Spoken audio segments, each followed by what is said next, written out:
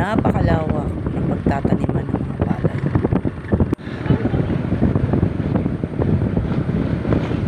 Ikot ko kayo guys.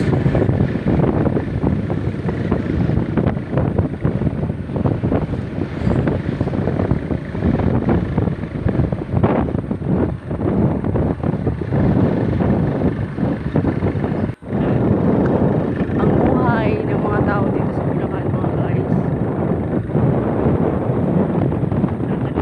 Ang ganda ng tanawin mga guys. Napakaluwang.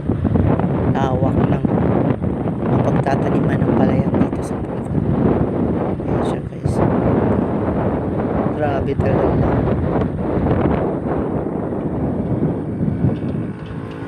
Ayan lang guys ang aming video.